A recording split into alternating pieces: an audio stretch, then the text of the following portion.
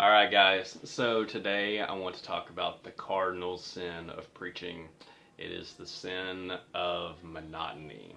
Alright, so that's what we're going to talk about today on Help Me Preach.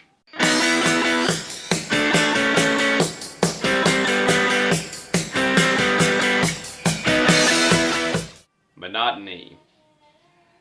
Tell you, when we think about that word, it is the graveyard of sermons, and yet it is something that we fall into all the time. And so what I want to talk about today are some areas where monotony can really hurt not only your lesson, but in your entire work. So let's talk about it first off. When you have someone that is monotone, what do we mean? Well, we were talking about monotone, we're talking about using the same tone, the same pitch over and over and over again.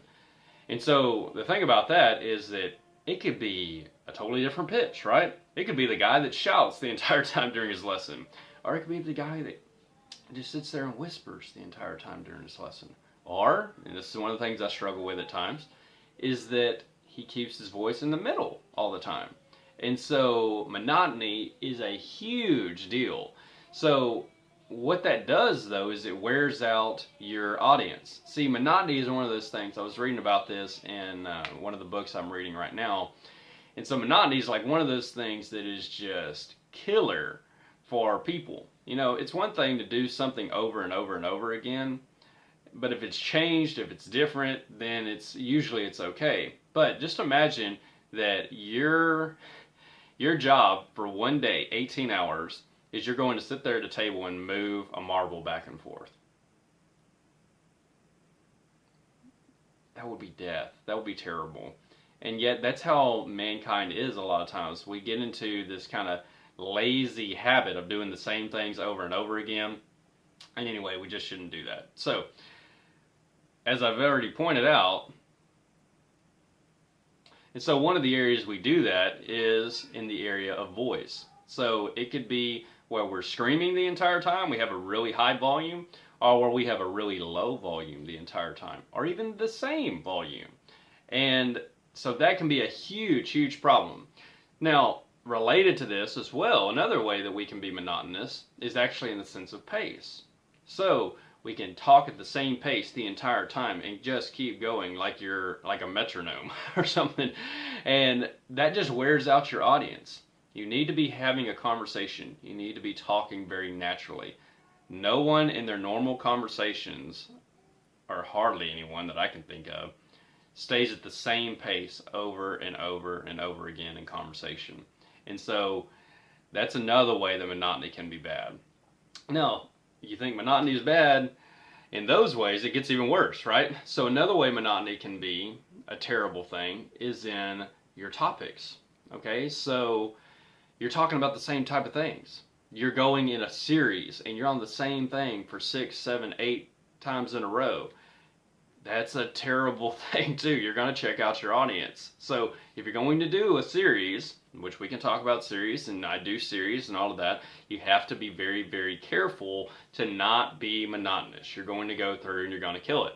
Now, another thing even related to that is about how many points are in your sermon. So I use a lot of 3s and 4s and that kind of thing. But periodically, you need to mix that up.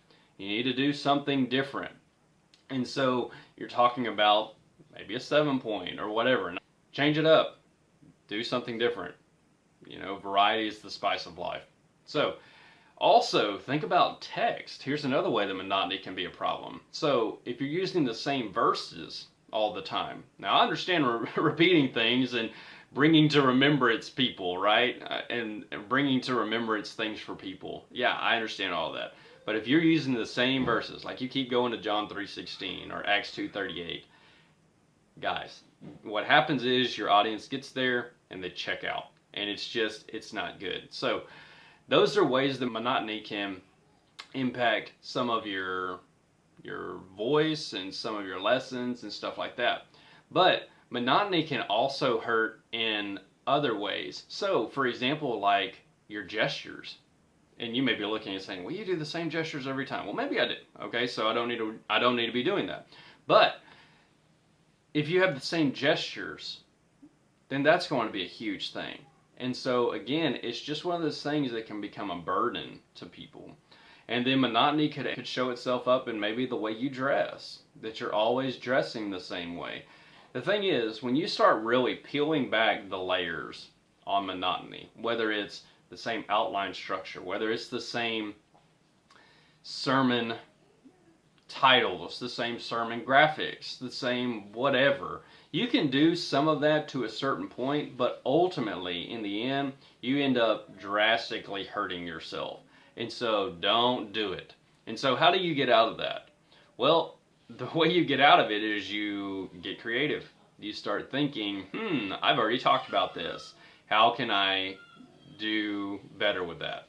And so we've already talked some about planning your lessons a little bit. And I'm actually going to YPW this week. So hopefully I can maybe talk to Mark for a little bit. May even be able to interview Mark and talk to him some about the preaching calendar. But what he does to offset some of that monotony that you can have from time to time is he actually schedules in other types of lessons. So for example, I recently did a lesson on Gideon.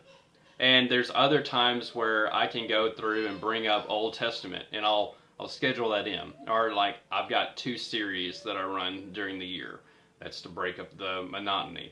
And so that helps you to have some distinctiveness. So that's what I have today, guys. A little bit shorter video, but put a comment down there. What are some other ways that you see monotony really can hurt your lessons or somebody else's lessons so that we can benefit ourselves and be better?